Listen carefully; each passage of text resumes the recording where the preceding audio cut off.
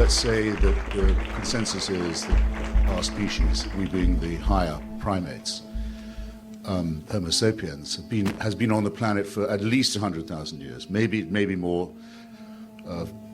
Francis Collins says maybe 100,000. Richard Dawkins thinks maybe 250,000. I'll take 100,000. In order to be a Christian, you have to believe that for 98,000 years, our species suffered and died, most of its children dying in childbirth, most other people having a life expectancy of about 25, dying of their teeth, famine, struggle, bitterness, war, suffering, misery, all of that for 98,000 years. Heaven watches it with complete indifference. And then 2,000 years ago thinks, that's enough of that. It's time to intervene. The best way to do this would be by condemning someone to a human sacrifice somewhere in the less literate parts of the Middle East. Let's appeal to the Chinese, for example, where people can read and study evidence and have a civilization. Let's go to the desert and have another revelation there. This is nonsense. It can't be believed by a thinking person. Why am I glad this is the case? To get to the point of the wrongness in the other sense of Christianity. Because I think the teachings of Christianity are immoral. The central one is the most immoral of all. That is the one of vicarious redemption. You can throw your sins onto somebody else, vulgarly known as scapegoating, in fact, or originating as scapegoating in the same area, the same desert. I can pay your debt if I love you.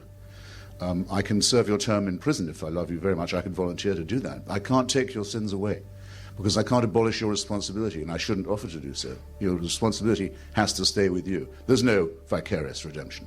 There very probably, in fact, is no redemption at all. It's just a part of wish thinking, and I don't think wish thinking is good for people either. It even manages to pollute the central question, the word I just employed, the most important word of all, the word love, by making love compulsory, by saying you must love.